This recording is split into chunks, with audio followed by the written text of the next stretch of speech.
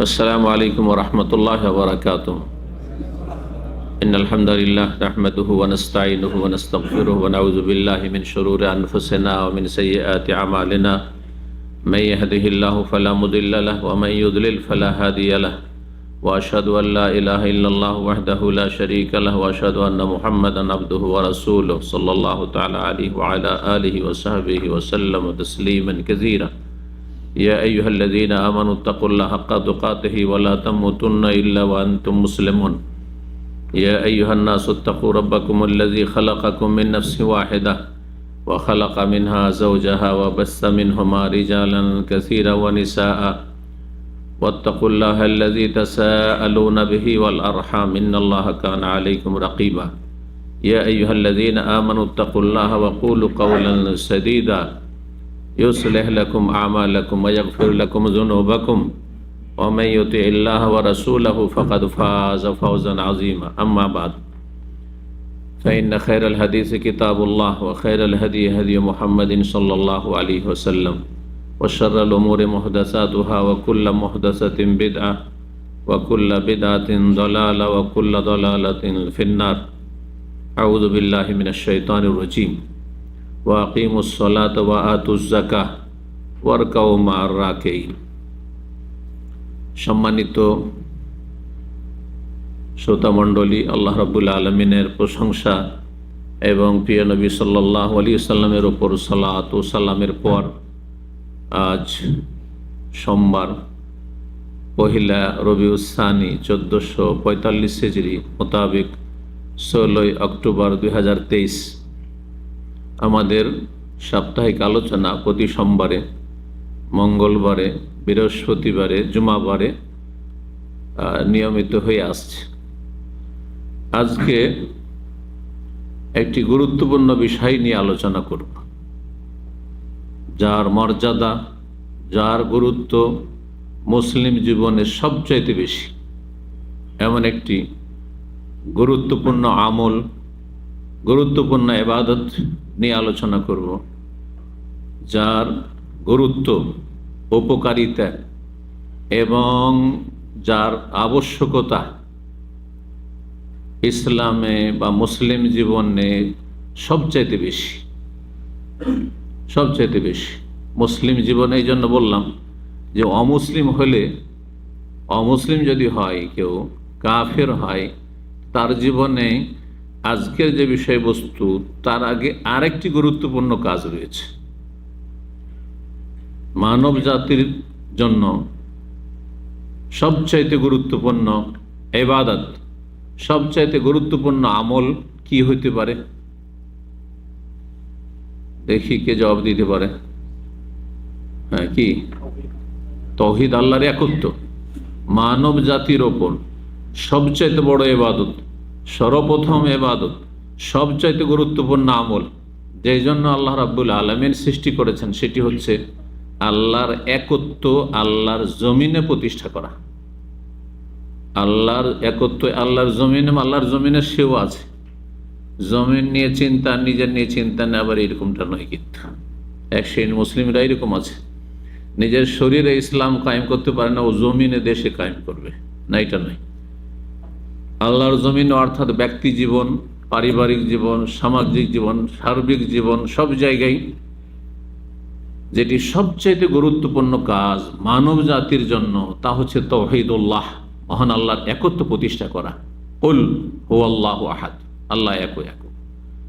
মুসলিম যখন হয়ে গেছেন, জন্মসূত্রে হন অথবা অমুসলিম থেকে ইসলামে এসে ইসলাম কবুল করে হন, আপনি যখন মুসলিম, তখন আপনার জীবনে সবচেয়ে গুরুত্বপূর্ণ ইবাদত কি বা আমল কি? কে বলবে? সালাত। জি, সালাত। জি, তো এই সালাত, নামাজ নিয়ে আজকে আলোচনা করব। এই নামাজের বিষয়ে কয়েকটি পয়েন্ট নিয়ে আলোচনা করব। প্রথম পয়েন্ট হচ্ছে সালাতের গুরুত্ব। নামাজের এত বেশি গুরুত্ব কেন?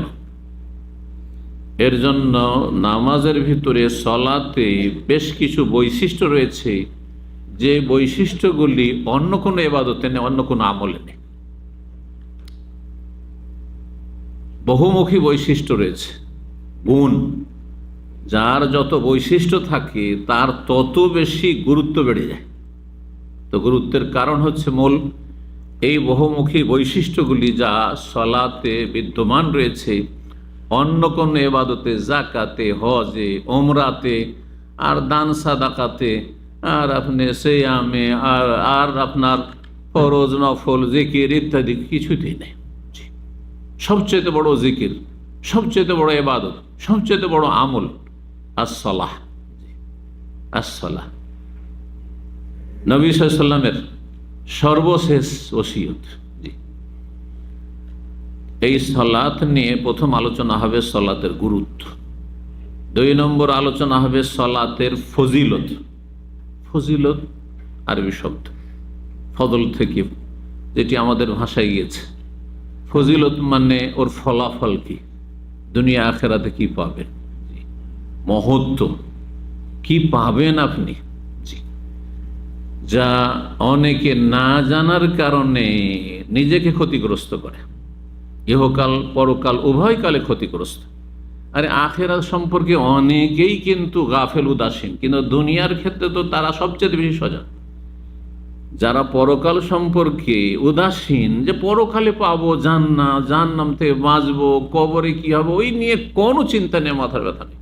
কিন্তু দুনিয়া নিয়ে ওরাই আবার সবচেয়ে বেশি টেনশন করে, সবচেয়ে বেশি তারা অগ্রগামী দুনিয়ার পিছনে ছোটার ক্ষেত্রে, পেট করার ক্ষেত্রে। তো দুনিয়ার ক্ষেত্রেও সালাতে যে উপকারিতা রয়েছে, বহুমুখী উপকারিতা রয়েছে, ফজিলত। আর একটি বিষয় নিয়ে আলোচনা করব, তা হচ্ছে সালাত পুরুষদেরকে জামাত সহকারে আদায় করতে হবে, এর গুরুত্ব, এর আবশ্যকতা এবং এর ফজিলত।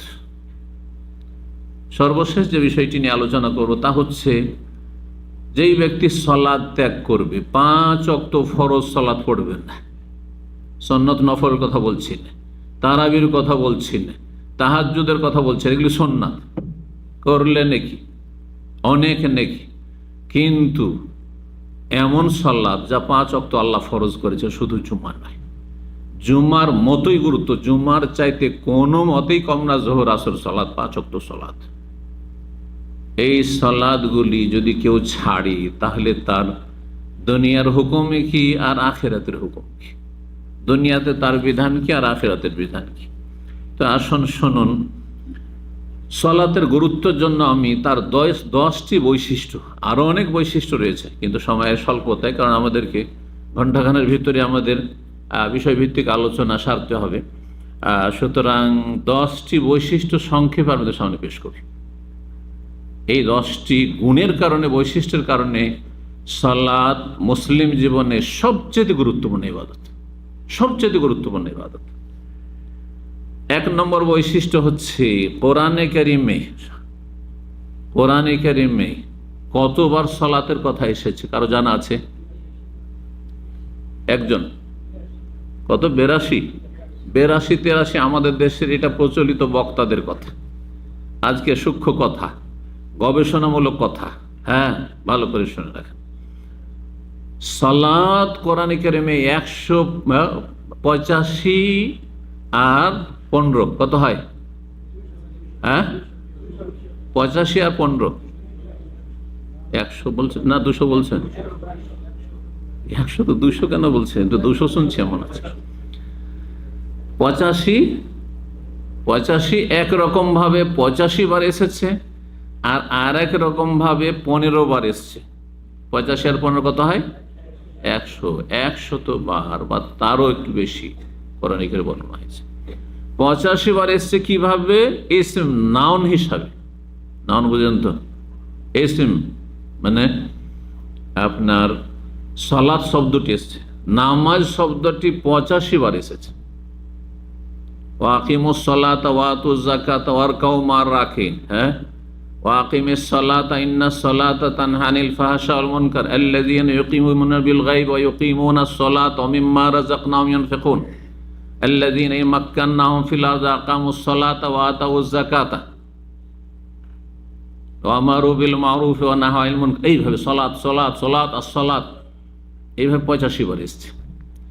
ওই 85টাকে আমাদের দেশের বক্তারা 82 বার 83 বার বিভিন্নভাবে ওই চলে আসছে পরম্পরা অনেক আগে থেকে। এটা আমরা বাল্যকাল থেকে শুনে আসছি, কিন্তু আজকে গবেষণামূলক কথা শুনেন ভালো করে। ইসম হিসাবে, ফেল ক্রিয়া হিসাবে, ভার্ব হিসাবে 15 বার এসেছে ক্রিয়া, যেমন সাল্লা, হ্যাঁ, মুসাল্লিন, এইভাবে সাল্লা, ফালা সাদ্দাকা ওয়ালা সাল্লা, তারা সালাত আদায় করতো না, ফালা সাদ্দাকা বিশ্বাসও করতো না, নামাজও পড়তো না, ওয়ালাকিন কাযযাবা ওয়া তাওয়াল্লা, তারা মিথ্যা মনে করেছে এবং তারা মুখ ফিরিয়ে নিয়েছে। আজান হয়েছে, মুখ ফিরিয়ে বাড়ির দিকে চলে গেছে, ঘরে উঠে গেছে, হ্যাঁ, দোকান বন্ধ করে দিয়েছে, ভিতরে ঢুকে গেছে। ওয়া তাওয়াল্লা, ফিরে গেছে, বিমুখ হয়েছে, মসজিদ মুখী হয়নি, মসজিদ বিমুখ হয়েছে। এই জন্য তাদের জন্য জাহান্নাম আল্লাহ বলছে। ফালা সাদ্দাকা ওয়ালা সাল্লা ওয়ালাকিন কাযযাবা, বিশ্বাস ছিল না তাদের, ওহীর ওপর বিশ্বাস ছিল না, হ্যাঁ, আখিরাতে বিশ্বাস ছিল না, প্রথম যে জবাব দিতে হবে সালাত নামাজ সম্পর্কে এসব বিশ্বাস ছিল না।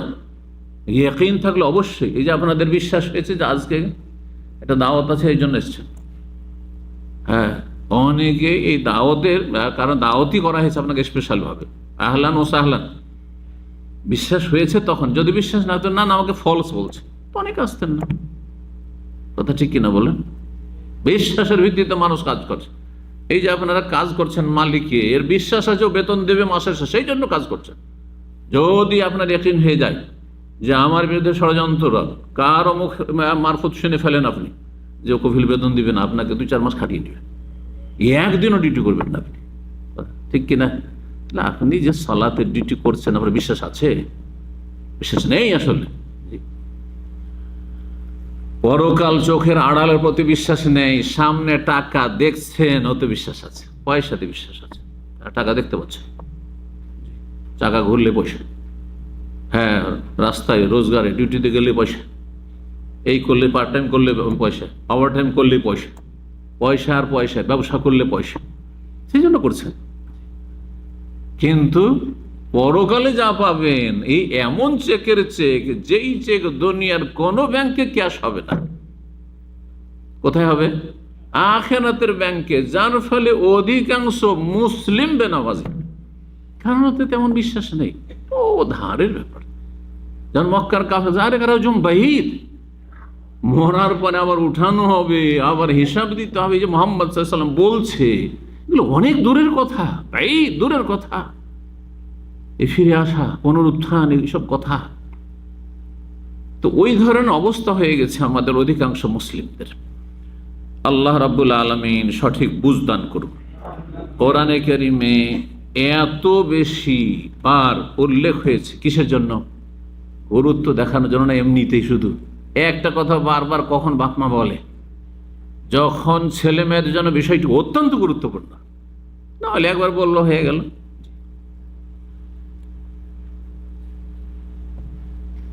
2 নম্বর বৈশিষ্ট্য, সালাত হচ্ছে ইসলামের গুরুত্বপূর্ণ দ্বিতীয় স্তম্ভ, দ্বিতীয় খুঁটি, মূল খুঁটি।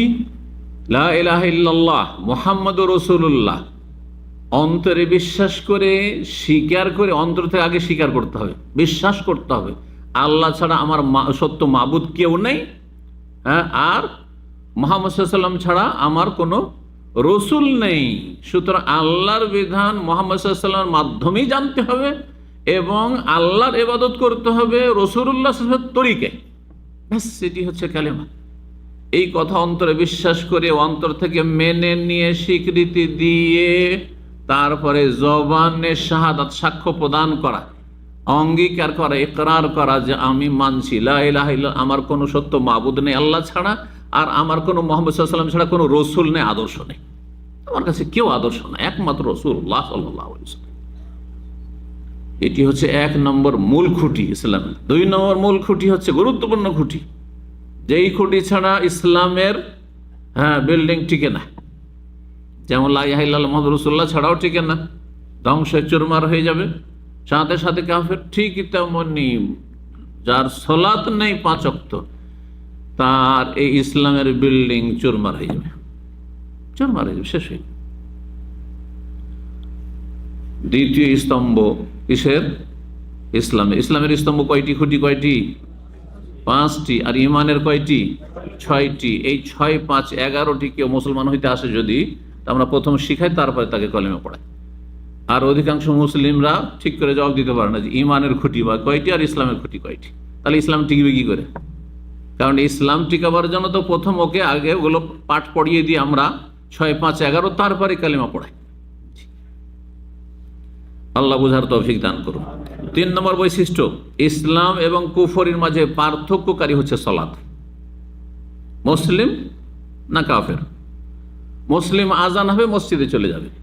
কাফের রাস্তায় বসে থাকতে পারে যদি সেখানে কোনো ভয় না থাকে, তাহলে হ্যাঁ, আর যদি ভয় থাকে তাহলে ঘরে ঢুকে যাবে, উল্টো দিকে যাবে মসজিদের। কাফের সাথে, হিন্দুর সাথে, ইহুদি নাসারার সাথে কে বসে থাকতে পারে?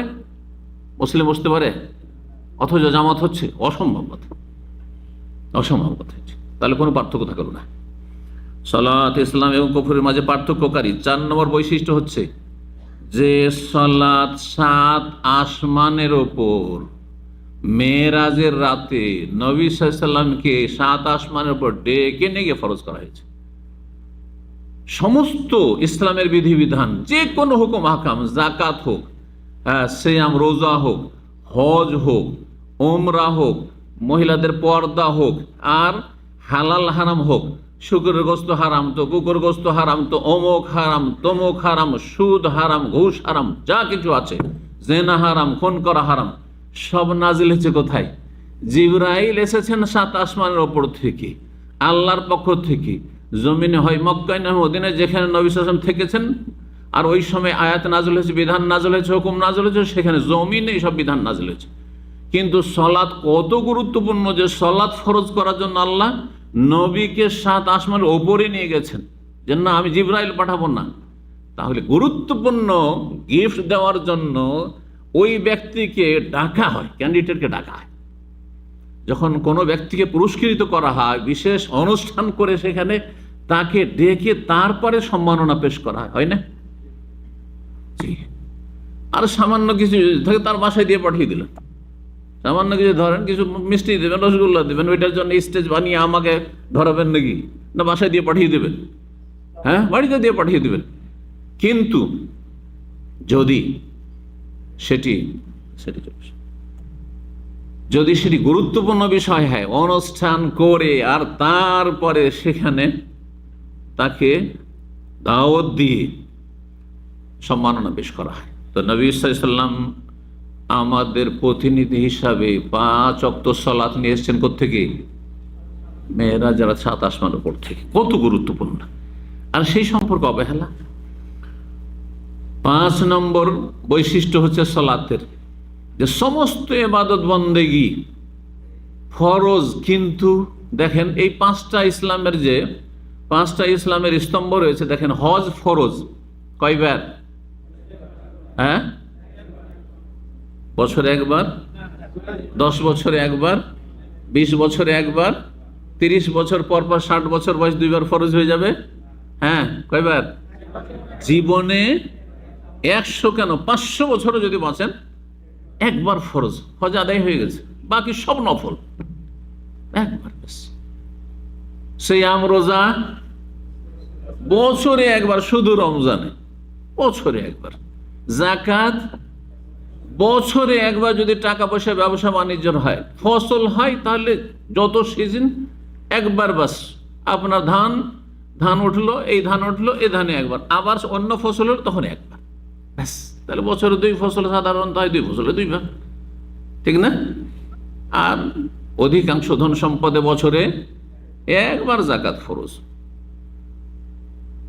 কিন্তু সালাত, নামাজ, হ্যাঁ, বছরে একবার, হ্যাঁ, মাসে একবার, মাঝে মাঝে তো পড়ে, সবাই পড়ে। তাহলে যদি মাসে যারা পড়ে বা সপ্তাহে জুমাটা পড়ে, তাহলে সবাই কিন্তু সব বাঙালি নামাজি। কেন? বাঙালি অন্তত জুমাটা ছাড়ে না, বাংলা ভাষাভাষী জুমা অন্তত ছাড়ে না, তাহলে সব নামাজি। সপ্তাহে একবার ফরজ, যে জুমা পড়ে ক্ষান্ত হয়ে যাচ্ছেন, ব্যাস হয়ে গেছে কাজ। শুধু জুমা পড়া ঠিক সেম ওই রকমই যেমন ইহুদিরা শনিবারে তাদের ধর্মশালায় যা ধর্ম উপাসনালয়ে যায়, আর খ্রিস্টানরা রবিবারে তাদের চার্চে যায়, গির্জায় যায়। আমরাও জুমার দিনে আমাদের অধিকাংশ শতকরা 95 জন, এটি পরিসংখ্যান, 95 জন শতকরা ওই জুমার দিনে দৌড় দিল একবারে, না জুমাটা ধরতে হবে। যদি দেরি হয়ে যায় তো ছুটি কোন রাস্তার ওই পাশে হইলেও চলবে, গ্যাপ থাক, কবুল হোক আর না গোটা তার দরকার নেই, কিন্তু যেতে হবে জুমাতে। কথা বোঝা গেছে? পাঞ্জাবি টুপি লাগিয়ে ব্যাস, এটা ইসলাম নয় আসলে। যেমন জুমার গুরুত্ব তেমনি জোহর, আসর, মাগরিব, এশা, ফজর গুরুত্ব। যেমন রমজান মাসে নামাজের গুরুত্ব তেমনি অন্য মাসের সমান গুরুত্ব। রমজান মাসের জোহর আর এই মাসের আজকের জোহর, আজকের এশা একই সমান, কোনো পার্থক্য নেই গুরুত্বের দিক থেকে। আল্লাহ বোঝার তৌফিক দান করে। 6 নম্বর বৈশিষ্ট্য, সালাত এত গুরুত্বপূর্ণ যে 7 বছরে ছেলে মেয়েদের প্রতিপালনের জন্য ইমানি ইসলামী তরবিয়তের জন্য, যাতে করে বেনামাজি ছেলে মেয়ে না হয়ে যায়, ঋণ না হয়ে যায়, নাস্তিক না হয়ে যায়, পেট পূজারি না হয়ে যায়। আল্লাহ যে জন্য পয়দা করে সেই উদ্দেশ্য যত পূরণ করতে পারে সেজন্য 7 বছর থেকে ট্রেনিং শুরু করো। আর 10 বছর হয়ে গেছে, হালকা হালকা ট্রেনিং 7 বছরে। আচ্ছা ঠিক আছে, পড়ছে না, সমস্যা নেই, শুধু বলতে থাকো। কিন্তু 10 বছর হয়ে গেছে, হ্যাঁ, ছেলের বয়স, আর এখন নামাজ পড়ছে না, শরীয়তে কি হুকুম রয়েছে? ওয়াদরিবুহুম আলাইহা, নবী সাল্লাল্লাহু আলাইহি ওয়াসাল্লাম বলেছেন, মুরু আওলাদাকুম বিস-সালাতি ইযা বালাগু 7 সিনিন ওয়া হুম আবনাউ 7 সিনিন। 7 বছর হলে ছেলে মেয়েদেরকে সালাতের কথা বলো, চলো বাবা চল নামাজ পড়তে যাই।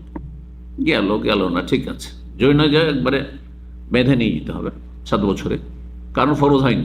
10 বছরে ফরজ হয়নি, একমাত্র মেয়েরা সাবালিকা হওয়ার লক্ষণ যদি চলে আসে, তার মাসিক চলে এসে 10 বছরে, তাহলে সাবালিকা হয়েছে, তখন ফরজ হচ্ছে, না হলে তার আগে হয়নি।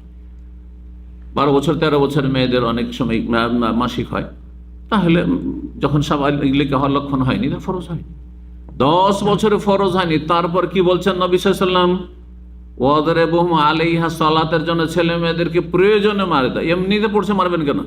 কিন্তু দেখছেন দুষ্টমি করছে, চলো নামাজ পড়তে চলো, হ্যাঁ যাই না, এইদিকে ডাকলেন ওইদিকে চলে গেল, হ্যাঁ চোখের আড়ালে হয়ে গেল, অথবা ঘুমিয়ে থেকে আর উঠতে চাই না, টেনে উঠান 10 বছর, অথচ ফরজ হয়নি।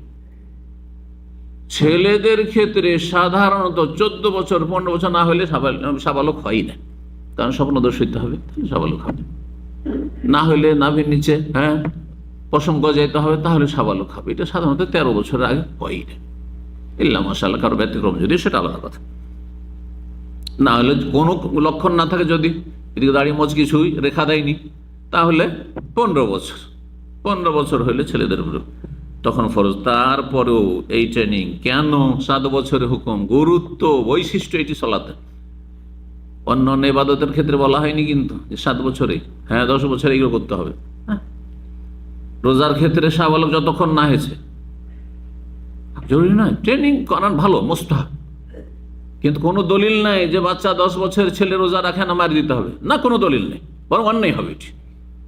হ্যাঁ যখন সাবালক হয়ে গেছে, এখন রোজা রাখতে চাইছে না, তখন মারি দিতে হবে দরকার হলে, তার আগে পর্যন্ত নয়। তার পার্থক্যটা দেখেন। 7 নম্বর বৈশিষ্ট্য, যে কোনো পরিস্থিতিতে, যে কোনো অবস্থায় সালাত আদায় করতে হবে। যে কোনো পরিস্থিতির একটি হচ্ছে অসুস্থ হওয়া, অচল হওয়া, কিন্তু ব্রেন বুদ্ধি আছে, মস্তিষ্ক কাজ করছে, হুঁশ আছে, যতক্ষণ হুঁশ আছে সালাত ফরজ হয়ে আছে। এই মর্মে ইমরান বিন হোসেন রাদিয়াল্লাহু তাআলা আনহু বলছেন, সহিহ বুখারীর 1117 নম্বর হাদিস, কানাদবি বাওয়াসির, আমার পাইলসের অর্শের রোগ ছিল, বাংলায় অর্শের রোগ ছিল, যার ফলে কষ্ট হইতো খুব, অর্শে ব্লিডিং হলে আরো কষ্ট। তো নবী সাল্লাল্লাহু আলাইহি ওয়াসাল্লামকে বললাম যে ইয়া রাসূলুল্লাহ ফাসআলতুন নবী আনিস সালাতি, আমার নামাজের কি হবে, কি করব, কষ্ট হচ্ছে। ফাকালা সাল্লি কায়েমান, দাঁড়িয়ে পড়ো, পারলে দাঁড়িয়ে পড়ো, যদি অসুবিধা না, ফাইলাম তাস্তাতে, যদি না পারো ফাকায়েদান, বসে পড়ো, বসে চেয়ারে বসে না নিচে বসে, চেয়ারের চাইতে নিচে বসে পড়া ভালো, কারণ এটি হচ্ছে আসল। কিন্তু আজকাল একটা ফ্যাশন তৈরি হয়ে গেছে, নিচে বসতে পারলো চেয়ারে বসো, হ্যাঁ মড়াতে পারছে না, হ্যাঁ মাঝ করে বসতে পারছে না, ঠিক আছে চেয়ারে বসো। ফাইনলাম তাস্তাতে, যদি বসেও না পারো, আরে বিছানাতে উঠতেই পারছেন না, হ্যাঁ শয্যাশায়ী, শুয়ে সব সময়, বাড়িতে হোক আর হাসপাতালে হোক, ফালা জামবিন, পার্শ্ব দেশে, কাত হয়ে কিবলামুখী, উত্তর দিকে মাথা করেন আর দক্ষিণ দিয়ে পা করেন, আর কাত হয়ে যান, ডান দিকে কাত হয়ে যান, তাহলে কিবলামুখী হইতে পারবেন না? দাম্মাম থেকেও পারবেন, বাংলাদেশ থেকেও পারবেন, জি, যে যেদিকে আছে ওই হিসাবে করবেন, জি ফালা জামবিন। কিন্তু সলাতে মাপ নেই। আর একটা দিক হচ্ছে, নবী সাল্লাল্লাহু আলাইহি ওয়াসাল্লাম যুদ্ধের মাঠে শুধু টাইম মতো সালাত আদায় করেননি, বরং জামাত সহকারে সালাত আদায় করেছেন। এই জন্য বলেন যে কোনো পরিস্থিতি নামাজ পড়তে হবে না। আজকে খুব ব্যস্ত, না আজকে হাটে বাজারে আমি কোরবানির গরু কিনতে গেছিলাম, নাউজুবিল্লাহ, হ্যাঁ আজকে আর কি বলবো, সময় পাইনি। হারাম, হারাম আপনার জন্য। শুধু হারামই না, আপনি ইমান ইসলাম থেকে বেরিয়ে যাচ্ছেন, সাবধান। ওয়ালা তামুতুন্না ইল্লা ওয়া আনতুম মুসলিমুন, সব সময় চেষ্টা করবেন যে মুসলিম হয়ে যাতে করে মরতে পারেন। আল্লাহ দুটি আয়াতে বলেছে, ওয়ালা তামুতুন্না ইল্লা ওয়া আনতুম মুসলিমুন, মুসলিম না হয়ে মরিও না, আরে কাফের হয়ে মরিও না। মুসলিম হয়ে যদি মরতে পারো, ইসলামটাকে ধরে নিয়ে রক্ষা করে, একদিন না একদিন জান্নাত পাবে। চোরও মুসলিম হলে জান্নাত পাবে, ডাকাত মুসলিম হলে জান্নাত পাবে, ঘুষখোর মুসলিম হলে জান্নাত পাবে, সুদখোর মুসলিম হলে একদিন সাজা শাস্তি পেয়ে জান্নাত পাবে। হ্যাঁ, যতই গুনাহ থাক না কেন, কাবিরা গুনাহ থাক না কেন, যদি মুসলিম ফাসিক পাপিষ্ট হয়, একদিন না একদিন শাস্তি, কবরের শাস্তি, জাহান্নামের শাস্তি, তারপর জান্নাত পাবে। কিন্তু যদি কেউ মাজার পূজারি হয়, কখনো জান্নাত পাবে না। কেউ দরগা দুর্গা পূজারি হয়, কেউ দেবদেবীর পূজা করছে, কেউ হ্যাঁ দরগার শাহজালালের পূজা করছে, শাহ পুরাণের করছে, কেউ আজমিরে যাচ্ছে, কেউ বাগদাদে যাচ্ছে, তাহলে সে জান্নাত পাবে না, মুশরিক সে। এবং বেনামাজি জান্নাত পাবে না, ভালো করে শোনো, কারণ বেনামাজির ইসলাম ভঙ্গ হয়ে থাকে না। ওয়ালা তামুতুন্না ইল্লা ওয়া আনতুম মুসলিমুন, মুসলিম না হয়ে মরবে না, আরে মুসলিম হয়ে মরিও, তাহলে একদিন না একদিন জান্নাত পাবে। আল্লাহ বুঝার তৌফিক দান করুন।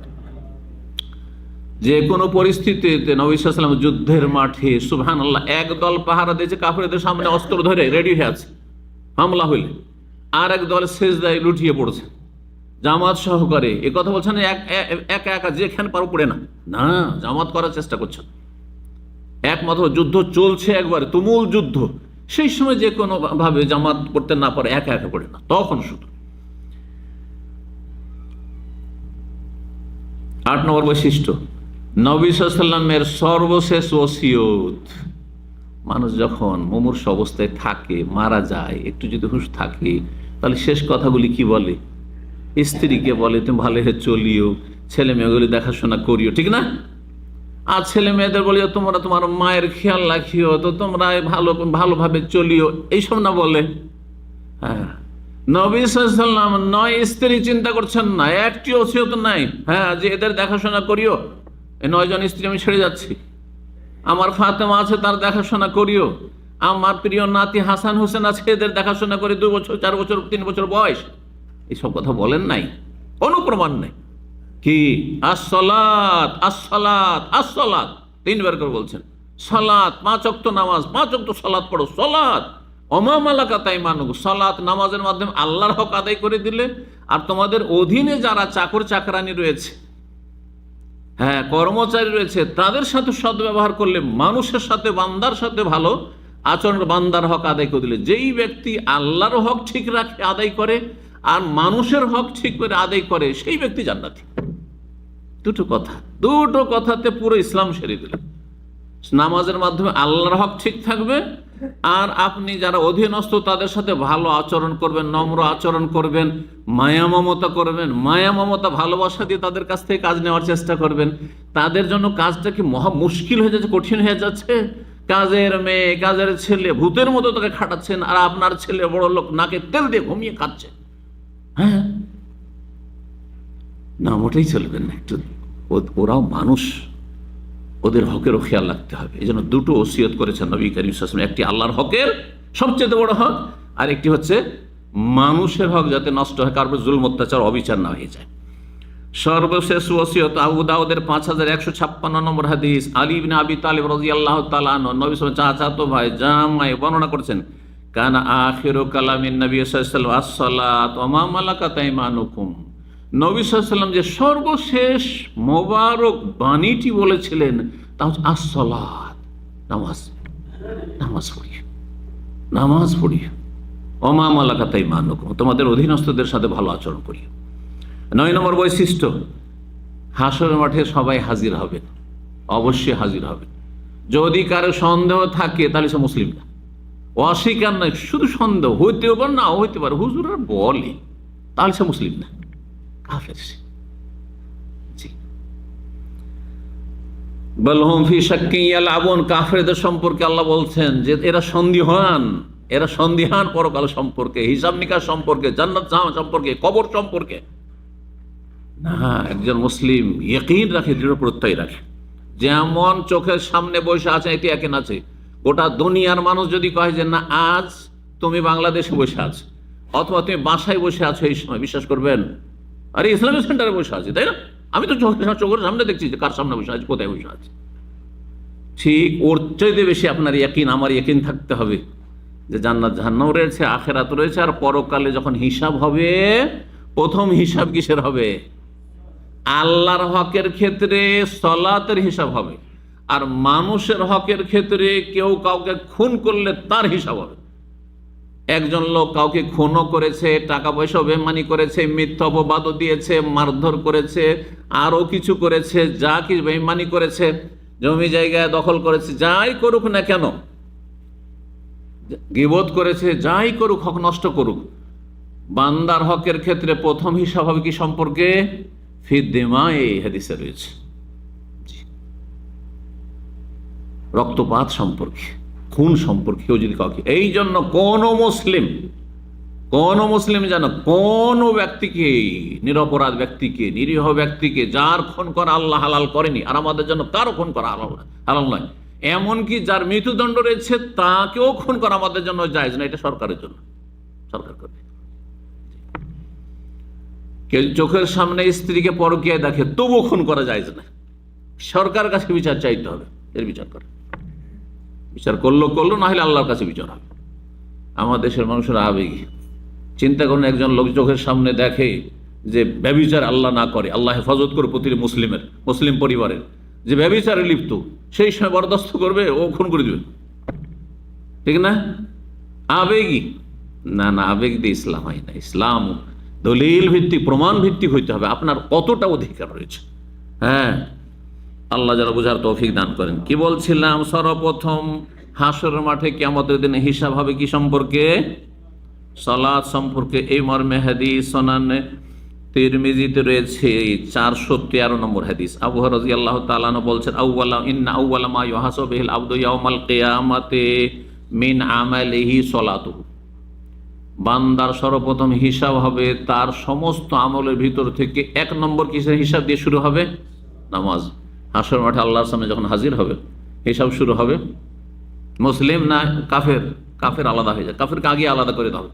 অমতাজুল ইয়াউমা আইয়ুহাল মুজরিমুন, হে পাপিষ্ঠ, হে কাফেররা, তোমরা আলাদা হয়ে যাও, যাও। যারা মূর্তি পূজা করতো যাও, ওইদিকে যাও, হ্যাঁ, ওই মূর্তির কাছে যাও, তলাশ করো তোমাদের উপাস্যকে। যারা মাজার পূজা করতে যাও, ওই যার পূজা করতে, যাকে সেজদা করতে, তার কাছে চলে যাও। হ্যাঁ, যারা তৃতীয়বাদ বিশ্বাসী ছিল, চলে যাও, ঈসা আলাইহিস সালাম তোমাদের কতটা পারে। ঈসা আলাইহিস সালাম এই ধর্ম দিয়ে যায়, বিকৃত ধর্ম, তৃতীয়বাদ দিয়ে জানি, তাওহীদ লা ইলাহা ইল্লাল্লাহ দিয়ে গেছেন তিনি। যাও, যারা ইহুদি, চলে যাও, তোমরা যার জন্য ইবাদত করেছো, শিরক কুফরি করেছো, ওজাইর আল্লাহর পুত্র বলেছো, যাও, কোথা থেকে তোমরা পাও না পাবে, যাও, তোমাদের পাওনা দাও। মুসলিম হিসাব শুরু হবে, মুসলিম হিসাব দাও নামাজে। 15 বছর বয়স, তার আগে হিসাব হবে না, পড়েছেন পড়েননি। 15 বছর বয়স সাবালক যেদিন থেকে, সেই দিন থেকে হিসাব শুরু হবে। অতীতে যদি ভুল হয়ে থাকে তাহলে তার সমাধান আছে। কি সমাধান আছে? এই হাদিসেই সমাধান রয়েছে। সুতরাং হাদিসটা পড়ে দিই পুরো। বলছেন ফাইন সালোহাত, যদি সব ঠিক, পাশ করে নিলাম নামাজে, মাশাআল্লাহ, ওই 15 বছর থেকে শুরু করে একবারে আমরণ শেষ জীবন পর্যন্ত, শেষ ওয়াক্ত পর্যন্ত, মরণ আগ পর্যন্ত সালাতের হিসাব দিয়ে দিতে বল, ফাকাদ আফলাহা ওয়া আনজাহা, তাহলে সেই ব্যক্তি সফল কাম, সেই ব্যক্তি সাকসেস, সেই ব্যক্তি কামিয়াব। দুটো শব্দ বলেছেন নবী সাল্লাল্লাহু আলাইহি ওয়াসাল্লাম। ওয়াইন ফাসাদা, তার নামাজের অবস্থা যদি খারাপ হয়ে যায়, ফাসাদা ফাসেদ মানে বিগড়ে যাওয়া, নামাজের অবস্থা যদি খারাপ হয়ে যায়, ফাকাদ খাবা ওয়া খাসির, তাহলে সেই ব্যক্তি ব্যর্থ এবং তার সর্বনাশ, ক্ষতিগ্রস্ত। ওয়াল আসরে ইন্নাল ইনসানা লাফি খুসুর, মানুষ আসল হচ্ছে মানুষের প্রকৃতি যে নিজের ক্ষতি নিজেই করে, ক্ষতিগ্রস্ত। ওই খুসুর থেকে এখানে খাসের, ফাকাদ খাবা ওয়া খাসির, খাসেরা দুনিয়া ওয়াল আখিরা, দুনিয়ায় টেনশন আর বালা মুসিবতের শেষ থাকেনি, মানসিক শান্তি পায়নি, কারণ আল্লাহর শরণাপন্ন হয়নি। সেই জন্য পয়সাতে শান্তি এনে দিতে পারে না। আজকাল পৃথিবীতে ধনী দেশগুলিতে সবচেয়ে বেশি আত্মহত্যা, আর কাফেরদের মধ্যে মুসলিম আজকাল এত দুর্বল, মানে তারপরে মুসলিম সমাজকে একদিকে রাখেন আর কাফের সমাজকে একদিকে রাখেন, কাফেররা সবচেয়ে বেশি আত্মহত্যা করছে। উন্নত দেশ যেগুলো, পশ্চিমা দেশ, হ্যাঁ ধনী দেশ, চায়না, আমেরিকা, ইউরোপ, কানাডা, হ্যাঁ অস্ট্রেলিয়া, নিউজিল্যান্ড, এইসব দেশে আত্মহত্যা মুসলিম দেশের তুলনায় অনেক বেশি, অনেক বেশি। তাহলে বোঝা গেল যে পয়সা, তারা তো সব দিক থেকে, পার্থিব দিক থেকে বেশি সুখী, কিন্তু এই সুখ তাদের সুখ দেয় না, কারণ তাদের জীবনে একটা শূন্যতা কাজ করছে, অশান্তি কাজ করছে। এই শূন্যতা হচ্ছে যে রুহের আহার দেয় না, তারা শরীরকে খুব খাওয়াচ্ছে, ভোগবিলাসী জীবন তাদের, কিন্তু রুহের খাবার দিতে। মানুষ হচ্ছে দুটো জিনিসের সমষ্টির নাম, একটা হচ্ছে রুহ, আত্মা। এই আত্মা না থাকলে এই শরীরের কোনো মূল্য নেই। তাড়াতাড়ি দাফন করেন, নিজের স্ত্রীও রাখতে চাইবে না, ছেলে মেয়েরও রাখতে চাইবে না, কেউ রাখতে চাইবে না। আর যদি গন্ধ ছড়িয়ে যায় তো বাড়ি দিয়ে ঢুকতে দেবে না, নিয়ে যা, বাইরে থেকে লাশ নিয়ে যায়। আল্লাহু আকবার। চিন্তা করুন তো দেখি, দেহর কোনো মূল্য আছে? জি, আত্মা আছে বলেই আজকে আপনাদের সামনে, আত্মা আছে বলেই আমার মূল্য আছে আপনাদের কাছে, এবং আমার নামটা বলবেন। যখন আত্মা বেরিয়ে চলে যাবে আর নাম বলবেন না, তখন বলবেন মরদেহ বলবেন। কি বলবেন ওর নাম? হ্যাঁ, জানাজা না হয় মরদেহ, হ্যাঁ মৃত, এই বলবেন। মাইয়াতকে উঠাও, চলেন মাইয়াতকে দাফন করতে যাই, বলবেন না যে অমুককে দাফন করতে যা নাম দি। সাধারণত এটা বলে না মানুষ। কি অবস্থা চিন্তা করুন তো দেখি। এক রাত যদি এতেকালের পরে বলা হয় আপনার স্ত্রীকে যে তোমার স্বামী তো সারা জীবন তোমার পাশে শুয়েছে, আজকে রাত পাশে নিয়ে ঘুমাও, থাকবে? কেউ থাকবে না, সাহস করবেন, হিম্মত করবে না, ভয়ে ও শেষ হয়ে যাবে, ঠিক কিনা? চিন্তা করুন। তাহলে আসল মূল্য কিসের? রুহের, রুহের আহার দিচ্ছেন না। রুহের আহার হচ্ছে জিকিরুল্লাহ, আর আল্লাহ সবচেয়ে বড় জিকির হচ্ছে নামাজ। এটা বুঝে না মানুষ। ওয়ালা জিকরুল্লাহ আকবার, সালাতের পরে 21 পারায় সূরা আনকাবুতে আল্লাহ রাব্বুল আলামিন বলছেন, ওয়াকিমিস সালাতা ইন্নাস সালাতা তানহা আনিল ফাহশাই ওয়াল মুনকার, সালাত কায়েম করো। সালাত মানুষকে অন্যায়, অশ্লীলতা থেকে বিরত রাখে। তারপরে আল্লাহ বলছে ওয়ালা জিকরুল্লাহ আকবার, আল্লাহ জিকির সবচেয়ে বড়। মানে এই সালাতে, নামাজের ভিতরে যে আল্লাহর জিকির, আল্লাহু আকবার থেকে শুরু করে আসসালামু আলাইকুম পর্যন্ত, রাহমাতুল্লাহ, এটা আল্লাহর জিকির। এইটি হচ্ছে সবচেয়ে বড় জিকির, এটা সবচেয়ে বড় জিকির। আল্লাহ যেন বুঝার তৌফিক দান করেন। কয় নম্বর বললাম? 9 নম্বরে নবী সাল্লাল্লাহু আলাইহি ওয়াসাল্লাম বলছেন ফাইন ইনতাকাসা মিন ফারিজাতি, এখন শুনেন কমে গেছে। অনেকে 30 বছরে নামাজ শুরু করে, 40 বছরে শুরু করেছে। অধিকাংশ লোক যারা নামাজ তারা 30, 40, 50-এ শুরু করেছেন, অনেকেই পরে শুরু করেছেন। আর 2 রক্ত কারো ছুটেছে, মাঝে মধ্যে যদি ছুটে থাকে, হ্যাঁ, কিন্তু এমনটা না যত বয়স বাড়ছে তত ছুটছে, এটা খুব খারাপ লক্ষণ। তওবা করেন, সংশোধন করেন। বলছেন যদি কিয়ামতের দিনে হাসর মাঠে দেখা যায় যে তার ফরজ নামাজ কিছু কমে গেছে, কালা রব্বু আযজা ওয়া জাল, আল্লাহ জালেম নন, আরহামুর রাহিম, অত্যন্ত দয়ালু। তিনি বলবেন উনজুরু হাল্লি আবদি মিন তাতাউইন, দেখো আমার এই বান্দার কিছু সুন্নত নফল আছে কিনা। আল্লাহ আমাদের মতো, হ্যাঁ, নিষ্ঠুর হলে বদমাইশ, এই 10 বছর 20 বছর নামাজ পড়েনি, দাও ঢুকিয়ে দাও জাহান্নামে, আল্লাহ বলবেন না? হ্যাঁ, নিজের ছেলে একটু খারাপ হলে এটা আমার না, বলছেন আপনারা অনেকে, এটা আমার না। তোমার ছেলে স্ত্রীকে, হ্যাঁ, খোঁচা দিয়ে বলছেন না, বলছেন না? কিন্তু আল্লাহ এত পাপীর নামাজ মেলায় ছুটেছে, কত বছর, তার বলছে হাল্লে আবদি, আমার এই বান্দার কোন নফল সুন্নত আছে দেখো তো, খুঁজো তো, আমল নামে খুঁজো, সুন্নত নফল তারাবি তাহাজ্জুদ কিছু আছে। আল্লাহু আকবার। ফায়ুকাম্মালু মিনহা মান তাখাসা মিনাল ফারিজ, যতটা ঘাটতি হবে সুন্নাত, নফল, তাহাজ্জুদ, তারাবি ইত্যাদি এইসব দিয়ে পূর্ণ করা হবে। জি, সুম্মা তাকুনু সাইরা আমালি আলা হাযা। তারপর এইভাবে জাকাত ঠিক আছে কিনা, জাকাত ঠিক না থাকে সাদকা, দান সাদকা দিয়ে ঘাটতি পূরণ। রোজা ঠিক আছে কিনা, রোজা ঠিক নাই, পুরো রমজান মাসের কিছু ঘাটতি হয়েছে, তাহলে অন্য নফল রোজা রেখেছে সেটাতে ঘাটতি পূরণ, এইভাবে। জি, হাদিস তিরমিজি যেমনটা বললাম। 10 নম্বর বৈশিষ্ট্য, নামাজ ছাড়া হচ্ছে জাহান্নামে যাওয়ার 1 নম্বর কারণ। জাহান্নামে যাওয়ার মেলা কারণ আছে, তাই না?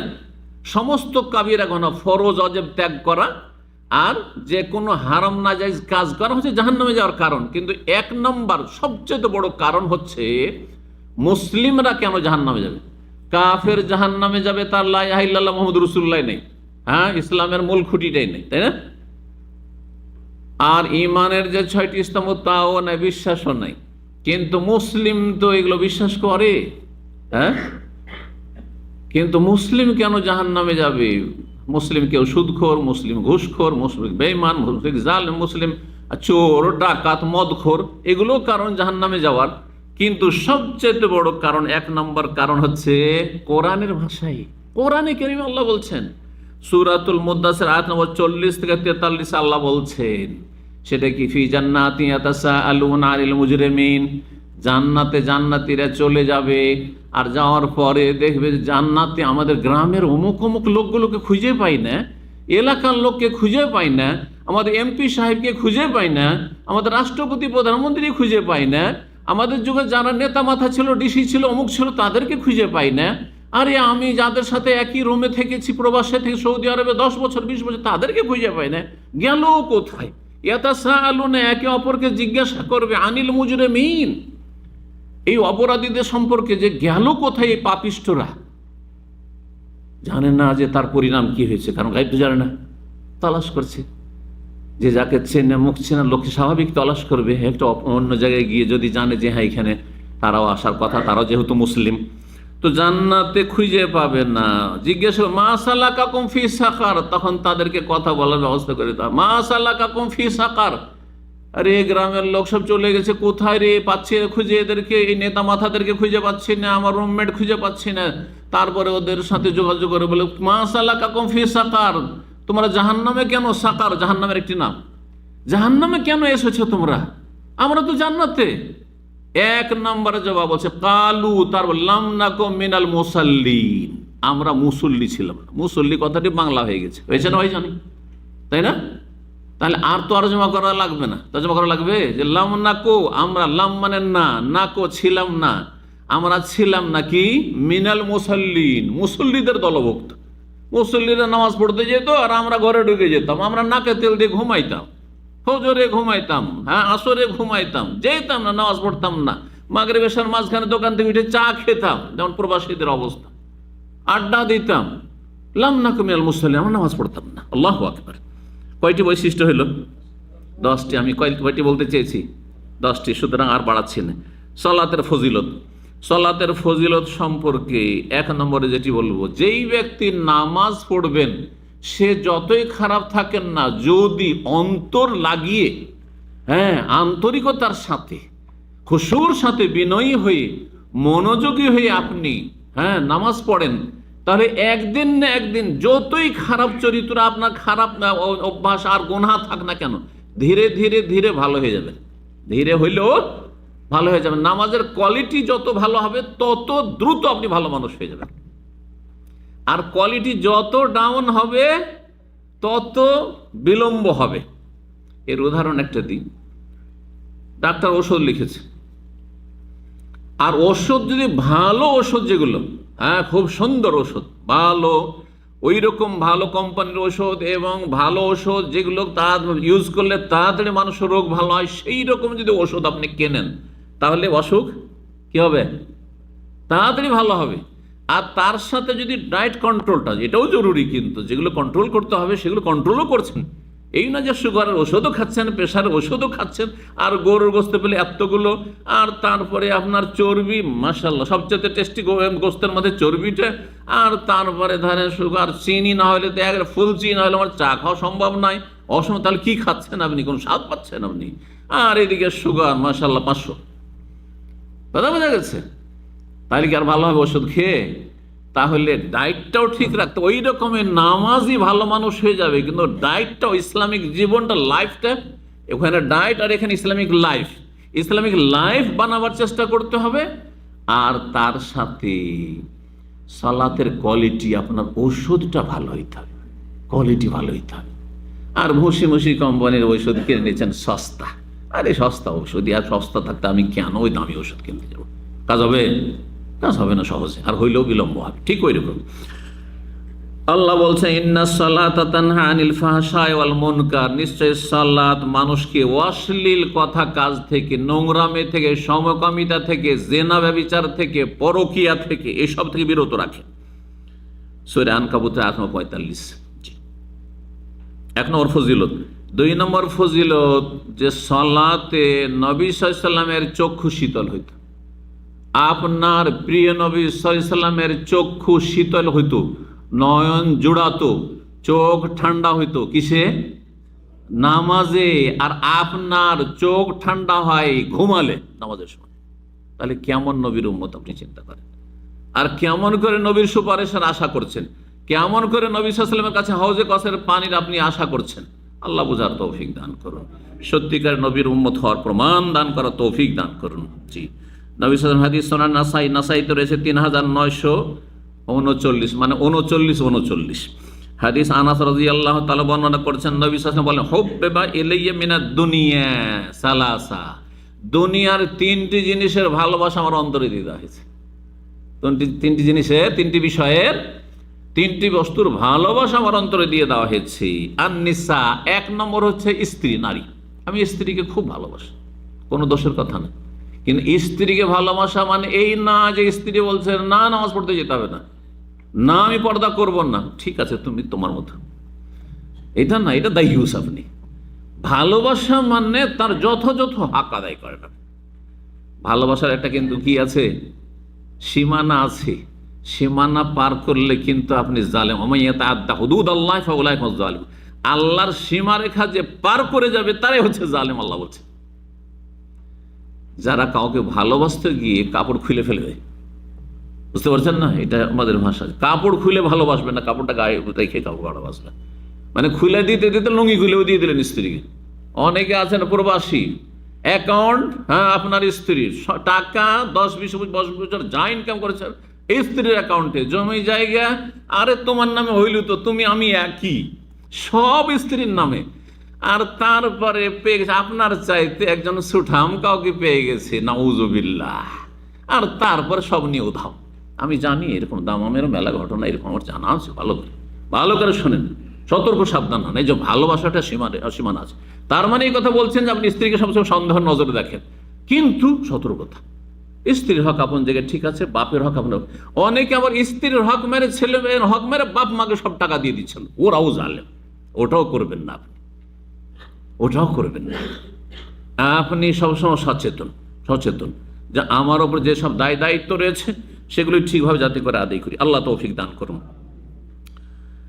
তো বলছিলাম নবী সাল্লাল্লাহু আলাইহি ওয়াসাল্লাম কি বলছেন, স্ত্রীর ভালোবাসা, অতীব আর আতরের ভালোবাসা, আর নামাজের ভালোবাসা। কিন্তু নামাজ আর আতর আর স্ত্রী, 3টাতে যখন সংঘর্ষ হয় তখন নামাজ কি ওই দুটো আর পারে না।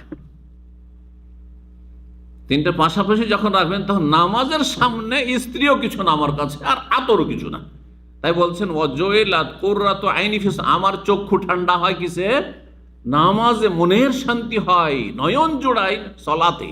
আর স্ত্রী দেখে আমার চক্ষু ঠান্ডা হয়ে যাবে, আর আমার আতর পেলে, ভালো দামি সেন্ট পেয়েছি, মন মেজাজ ঠান্ডা হয়ে গেছে, না না ঠিক আছে, ওটা একটা সীমিত আকারে ঠান্ডা, ওতেও চক্ষু শীতল হয়।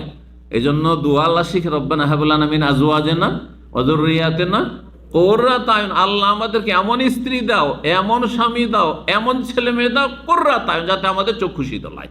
ওখানে কিন্তু চক্ষু শীতলের কথা বলেছেন, কিন্তু নামাজের মাধ্যমে যে চক্ষু শীতল সেটা স্ত্রী আর ছেলে মেয়ে দিয়ে হয় না, হবে না সেটা। জি, কারণ নামাজের নিছক ফায়দা হচ্ছে আখিরাতে। আর স্ত্রী ছেলে মেয়েদের ক্ষেত্রে অনেকের দুনিয়াবি গরজ, পার্থিব গরজ রয়েছে, আখিরাতের গরজ নেই।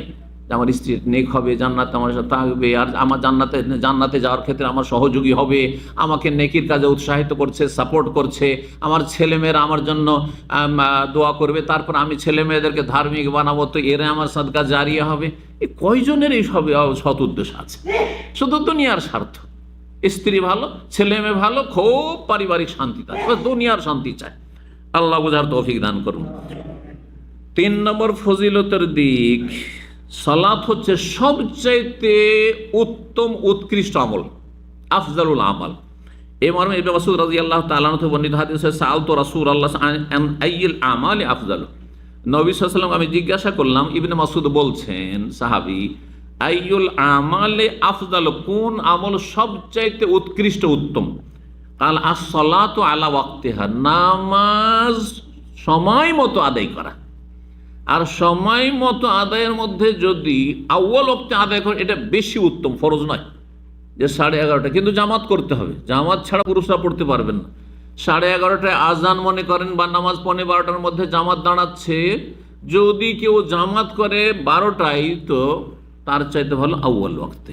শুধুমাত্র গরমের দিনে জোহর কথা বলেন। আসর যেমন আহলে হাদিস মসজিদে, সৌদি আরবের মসজিদে আউয়াল ওয়াক্তে ধরেন 3টার ভিতরে হয়ে যাচ্ছে, কিন্তু হানাফি মসজিদে মাগরিবের 40 মিনিট আগে হবে। হ্যাঁ, তাই না?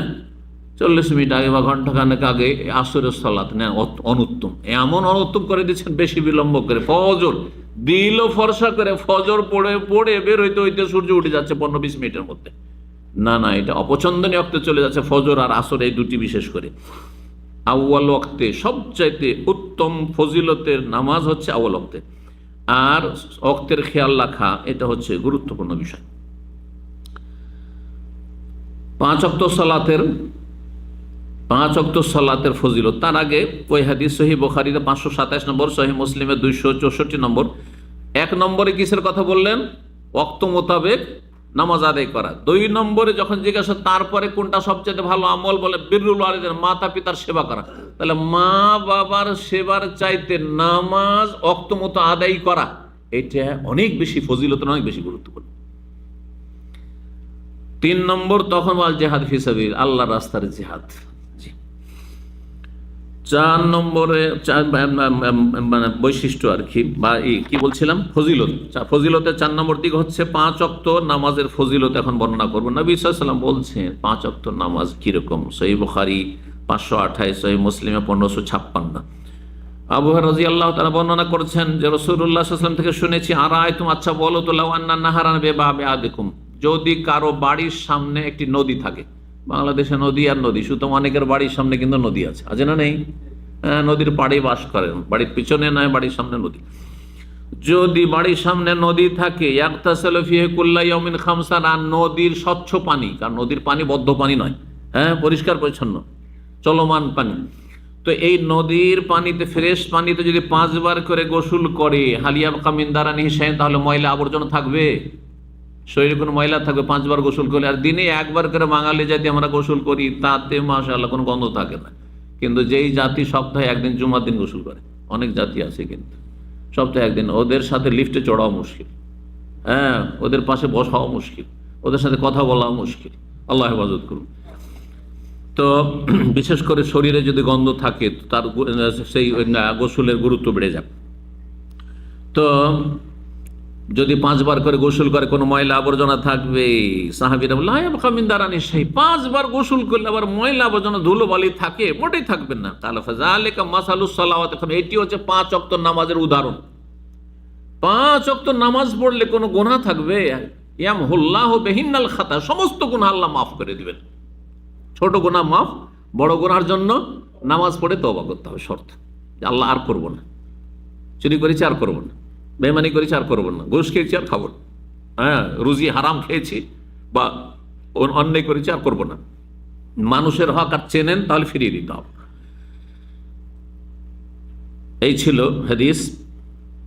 এখন বলবো, বিশেষ করে 5 ওয়াক্ত নামাজের মধ্যে 2টো নামাজ রয়েছে অত্যন্ত গুরুত্বপূর্ণ। এই 5টির মধ্যে আরো বেশি গুরুত্বপূর্ণ। এই 2টো নামাজ নাম কি?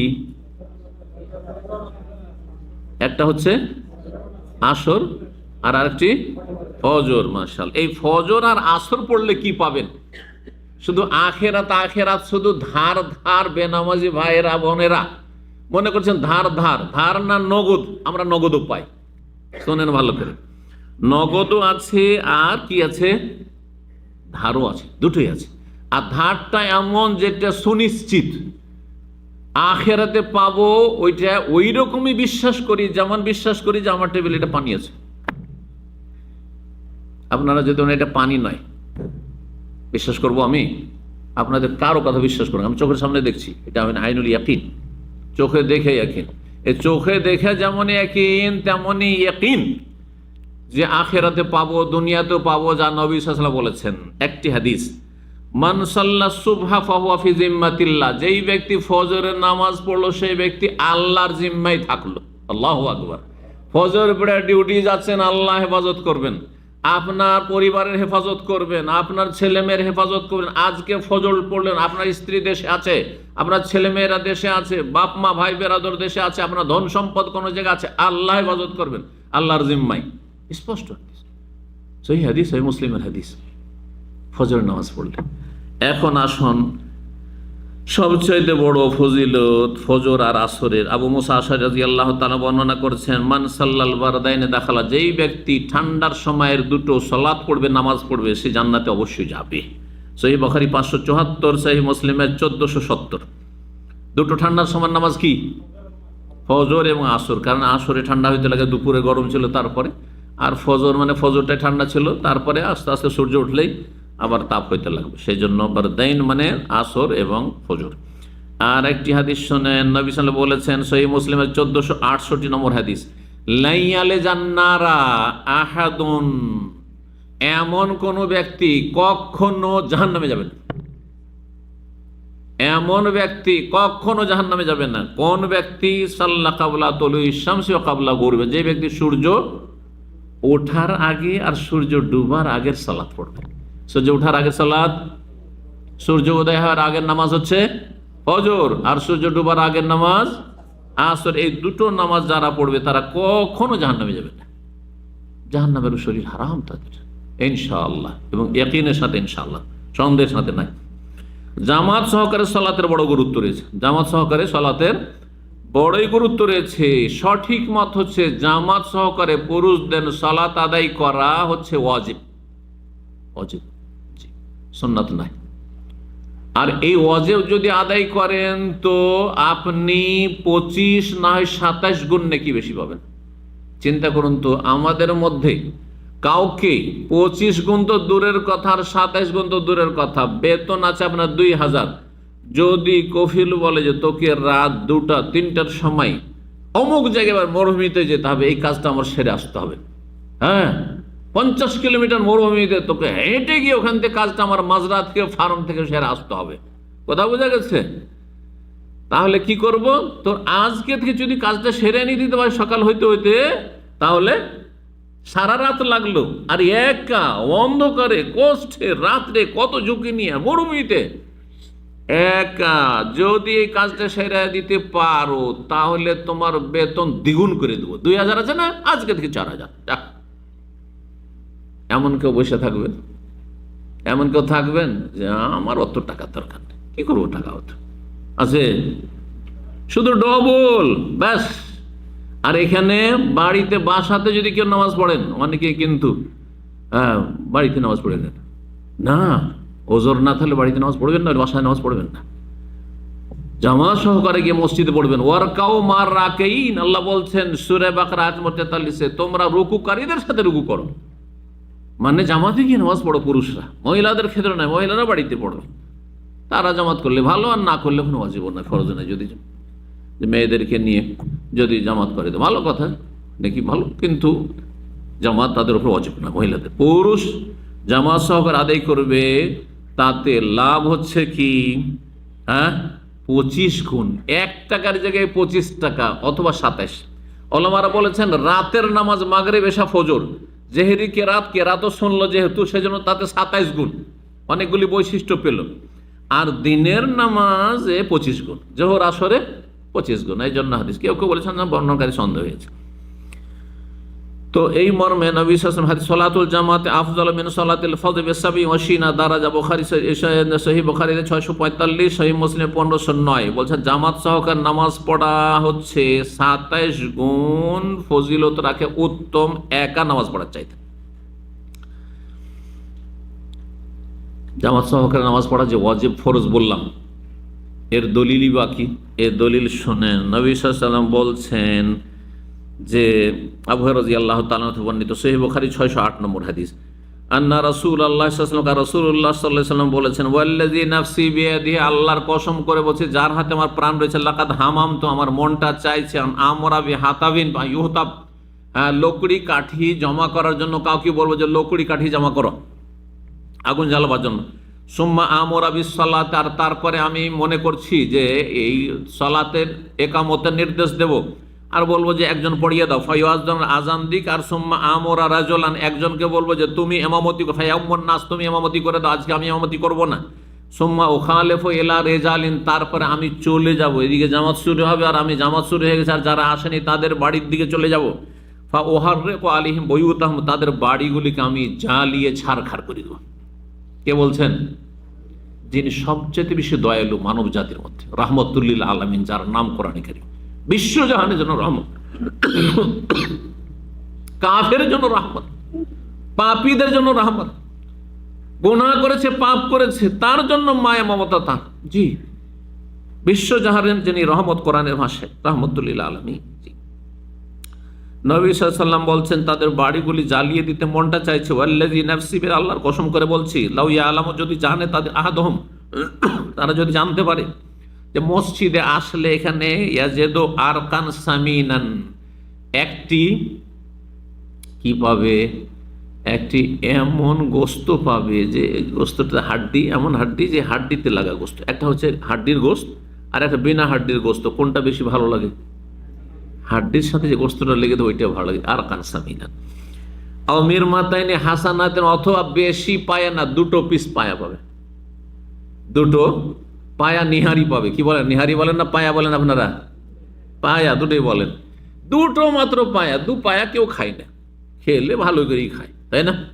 দুটো শুধু পায়া। মসজিদে গেলে অমুক মসজিদে দুটো করে পায়া পাওয়া যায়, ফজর নামাজে গেলে খাওয়া, তারপরে নাস্তা, দুটো করে পায়া। বা এশার নামাজে গেলে পায়া দুটো করে। লা শাহেদাল এশা, অবশ্যই এর সাথে আসতো, কারণ মদিনায় তখনকার যুগে লাইট ফাইট ছিল না, যার ফলে অন্ধকার হয়ে যেত। আমরা যখন ছোটকালে ছিলাম, গ্রামে গঞ্জে বাস করতাম, মাগরিব তো পড়তে ভালোই লাগতো, ফজরটা একটু ফর্সা হয়েই তো অত ভয় লাগতো না, কিন্তু এশাটা খুবই ভারী লাগতো। ছোট ছেলে ভয় লাগতো, একা তো যেতেই পারতাম না। যখন আমাদের 8-10 বছর 12 বছর বয়সগুলোতে কাউকে সাথে নিয়ে যেতে হতো, বড়দের সাথে, তাই না? অন্ধকারে, সাপ বিচ্ছুর দেশ আমাদের দেশ, সাপের দেশ, চোর ডাকাতের দেশ। যে দিন দুপুরে যেখানে চুরি হয়, মাগরিব পরই চুরি হয়। জি, তো এশায় তারা আসতো। মোনাফেকরা নবী সাল্লাল্লাহু আলাইহি ওয়াসাল্লামের সাথে জামাতে আসতো না, সমস্ত সাহাবীরা আসতেন, শুধু মোনাফেক গুলো আসতো না। 300 সংখ্যা ছিল তাদের। ওই যে ওহদের যুদ্ধে তারা ধোকা দিয়ে বেরিয়ে গেল আসল রাস্তায়, তারপরে বেরিয়ে চলে গেল, যাতে করে মুসলিমরাও তারা মনোবল দুর্বল হয়ে তারা ফিরে চলে যায় আর হেরে যায়। এটি ছিল তাদের অসৎ উদ্দেশ্য। নবী অন্ধ ব্যক্তিকে বলে যে তুমি যদি ফুল নেকি চাও আর আজান শুনতে পাচ্ছ, তাহলে বলছেন যে ফাজিব, তুমি আজানকে ফলো করে মসজিদে এসো। তুমি 27 গুণ আর 25 গুণ নেবে আর তুমি বাড়িতে পড়বে, অথচ আজান শুনতে পাচ্ছ, তো আজানটা কোন দিকে হচ্ছে একটু ফলো করে চলে এসো। অথচ ওই সাহাবী বলছেন ইবনে মাকতুম, ইয়া রাসূলুল্লাহ, আমাকে নিয়ে আসার মধ্যে ট্রেনে যে কেউ নিয়ে আসবে, হাত ধরে নাই, আমার লাঠি খান ধরে টেনে নিয়ে আসবে কেউ নেই, ইশারাতে ইশারাতে চলে আসতো যখন আজান শুনতে পাচ্ছ। জি, সহিহ বুখারী 608 ছিল আগের হাদিসটি, এটি ছিল সহিহ মুসলিমের 1518 নম্বর হাদিস। সর্বশেষ বিষয়, আর এটা দিয়ে শেষ করে দেব 2-4 মিনিটের ভিতরে, সেটা হচ্ছে যদি কেউ নামাজ না পড়ে তার হুকুম কি। আমরা নিজের পক্ষ থেকে বললে আপনাদেরও জুলুম করব, বেনামাজি ভাইদেরও জুলুম করব, তাই না? নিজের পক্ষ থেকে আমরা বাড়াবাড়ি করে কোনো কথা বলি না, না হলে আমি জালেম হয়ে আল্লাহর কাছে আসামের কাঠগড়ায় হাজির হব। আমি যেই কথাগুলি বলবো, দলিল বলবো, যাতে আল্লাহর কথা অথবা রাসূলুল্লাহ সাল্লাল্লাহু আলাইহি ওয়াসাল্লামের কথা, সাহাবায়ে কেরামদের ইজমা, ঐক্যমতের কথা, এই কথা দুটি বলবো শুধু। আল্লাহ কোরআনে কারীম সূরা মারিয়ামে বলছেন, আয়াত নম্বর 59, ফাখালাফা মিন বাদিহিম খালফুন আদাউস সালাহ, সাহাবায়ে কেরাম, তাবেইন, তাবা তাবেইন, স্বর্ণযুগ যে 3টি যুগ নবী সাল্লাল্লাহু আলাইহি ওয়াসাল্লামের পরে পরে, তারপরে এমন অবাঞ্ছিত লোকেরা আসবে, ফাখালা মিন বাদিহিম খালফুন আদাউস সালাতা, যারা নামাজকে বিনষ্ট করবে, বরবাদ করবে, নামাজ নষ্ট করে দেবে। মসজিদ, বিশাল বিশাল মসজিদ, এত সুন্দর মসজিদ, এত সুন্দর কার্পেট, নামাজ নেই, ওই বুড়া কয়টা আছে ব্যাস, যেগুলো কবরে একমাস চলে গেছে, সেগুলোর অনেকে নেই, অনেক ওগুলোও নেই। আল্লাহু আকবার, কি অবস্থা মুসলিমদের! আর মুসলিমরা কাফেরদের বিজয় চাইছে, মুসলিমরা ইহুদিদের বিজয় চাইছে, বেনামাজিকে আল্লাহ বিজয়ী করবেন? হ্যাঁ, কখনো না, কখনো। এসব স্বপ্ন দেখে লাভ নেই। স্বপ্ন দেখতে হবে আগে আল্লাহকে খুশি করে, আল্লাহ সন্তুষ্টি অর্জনের নামাজ কায়েম করতে হবে। নামাজ কায়েম হইলে আল্লাহর জমিনে মুসলিমদের ক্ষমতা কায়েম হয়ে যাবে। ভালো করে শুনবেন, আল্লাহ তৌফিক দান করুন। জালেম শাসক আসছে, জালেম শাসক আর ফতোয়াবাজি করছেন, নাস্তিক সরকার, অমুক সরকার, তমুক সরকার। আরে যাবে না, ওর চাইতে খারাপ আসবে, যতক্ষণ পর্যন্ত আল্লাহর দিকে না ফিরে, মসজিদের দিকে না ফিরে আসবে না। আগে যেখান থেকে সংশোধন করতে হবে ওখান থেকে সংশোধন করে। তো আল্লাহ বলছেন যে আদাউস সালাত, তারা নামাজকে নষ্ট করে পরবর্তীকালে, ওয়াত্তাবাউশ শাহওয়াত, কেন নামাজ নষ্ট করে পড়বেন না? যেহেতু তারা কুপ্রবৃত্তির অনুসারী, মনের পূজারী। শাহওয়াত মানে মন, কুপ্রবৃত্তি।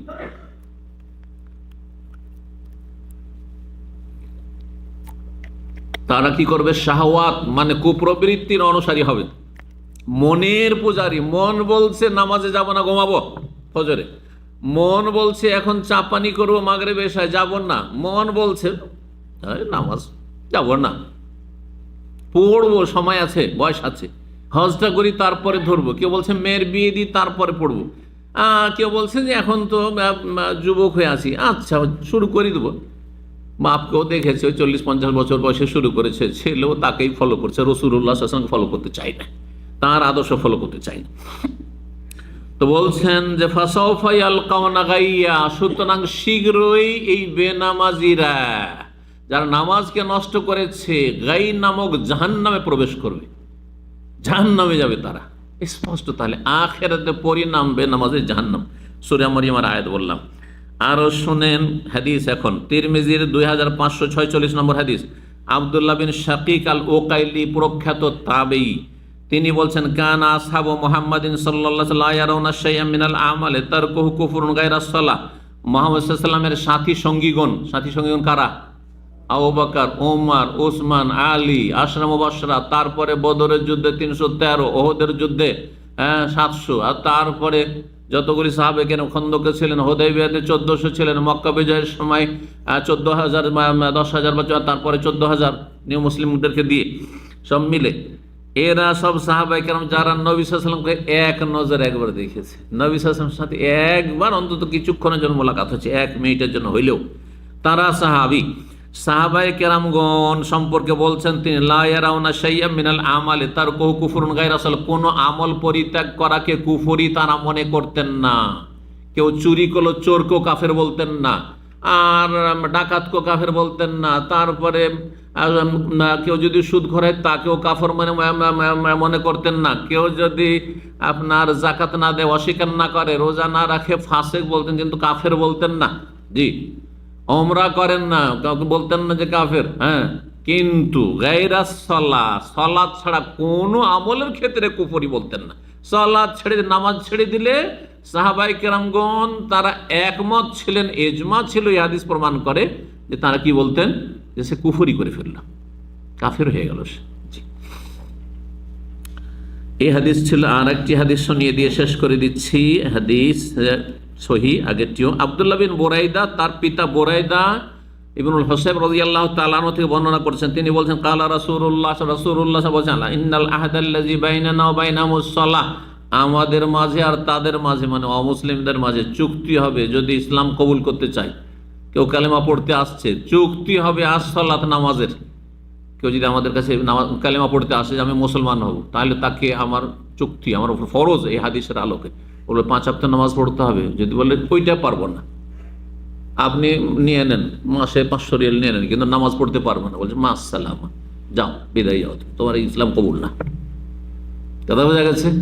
ইন্নাল আহদাল্লাযী বাইনানা ওয়া বাইনাহুম আমাদের মাঝে এবং অমুসলিমদের মাঝে চুক্তি হবে ইসলামে দীক্ষিত হতে চাইলে as-সালাত নামাজের 5 ওয়াক্ত নামাজ পড়ে। নামাজ মানে 5 ওয়াক্ত নামাজ, নফল নামাজ না, সুন্নত নামাজ না, কিছু না। ফরজ কত রাকাত? মাত্র 17 রাকাত। ফজরে 2, যোহরে 4, আসর 4, মাগরিব 3, এশা 4, ব্যাস 17 রাকাত।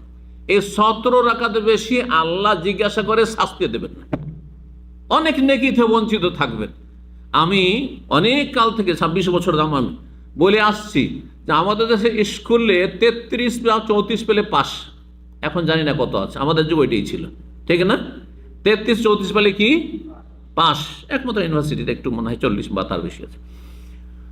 তো 33 যদি আপনি মুসলিম হিসেবে পেতে চান যে আমি জান্নাতে যাব না, আমার জন্য 33 নাম্বার লাগবে, তাহলে এই 17 রাখা যথেষ্ট। আর যদি বলেন না আমাকে সেকেন্ড ডিভিশন 60-70 আনতে হবে, তাহলে আপনাকে দিনে রাতে 10-12 রাকাত সুন্নাত পড়তে হবে। যদি বলেন আমি 80-র ওপর 90-এর এক্সেলেন্ট হতে চাই, ফার্স্ট ডিভিশন হতে চাই, তাহলে তার সাথে তাহাজ্জুদও পড়েন, সালাতুদ দুহাও পড়েন, বেশি পড়েন, আর কোয়ালিটি সুন্দর করেন, শুধু সংখ্যা বাড়াইলে হবে না। তাহলে তখন আপনি 90-100 যা চান তাই পাবেন, যদি কোয়ালিটিও সুন্দর হয়।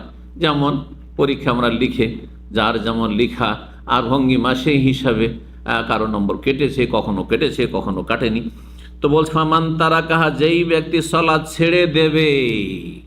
নবী সাল্লাল্লাহু আলাইহি ওয়াসাল্লাম জানতেন ফাসাকা ভাষাটি, ফাসাকা মানে পাপিষ্ট হয়ে যায়, গুনাহগার হয়ে যায়, বোঝা গেছে?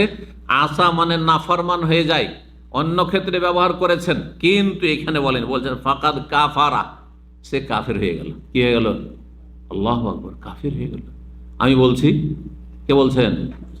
যিনি এত মায়া করতেন, আমরা কল্পনা করতে পারি না ওই মায়ের কথা, আমাদের দ্বারা সম্ভবই না, তার ধারে কাছে যাওয়া সম্ভব না, সাহাবীর দ্বারা সম্ভব না। সাহাবী এসে বলছেন ইয়া রাসূলুল্লাহ এত খারাপ, ইবনে উবাই মুনাফিক, এত সারা জীবন দুশমনি করলো, আর ওকে আপনি জামা দিবেন শেষখানে, আর ওর জন্য দোয়া করতে আপনি তার কবর কাছে যাচ্ছেন, নবী সাল্লাল্লাহু আলাইহি ওয়াসাল্লামকে টানছেন ধরে। বলছে আরে ছাড়ো ছাড়ো, আল্লাহ যদি আমাকে বলে যে 70 বার 71 বার 100 বার দোয়া করলে আমি মাফ করে দেব, তাও করবো আমি।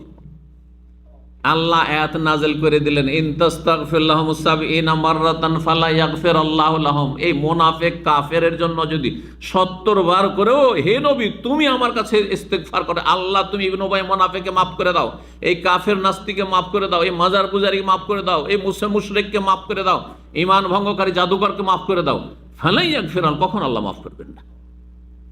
জি, তো নবী সাল্লাল্লাহু আলাইহি ওয়াসাল্লাম বলেন ফাকাদ কাফারা, সে কাফের হয়ে গেল। আল্লাহ হেফাজত। মুসনাদ আহমদের হাদিস, তিরমিজির হাদিস, নাসাইতে রয়েছে, ইবনে হিব্বান মুসনাদ হাকিমে রয়েছে, হাদিসটি সহিহুল জামেতে 4143 নম্বর হাদিস।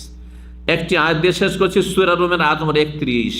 আয়াতটিও স্পষ্ট করে যে নামাজ না পড়লে ইসলাম থাকে না, নামাজ না পড়লে 5 ওয়াক্ত যদি না পড়ে ইসলাম থাকে না। ওয়াকিমুস সালাতা, নামাজ তোমরা কায়েম করো হে মুসলিম, ওয়ালা তাকুনু মিনাল মুশরিকিন, মুশরিকদের দলে ভর্তি হয়ে যেও না, ওয়ালা তাকুনু মিনাল মুশরিকিন, মুশরিকদের অন্তর্ভুক্ত, মিনাল তাদের মধ্যেকার হয়ে যেও না।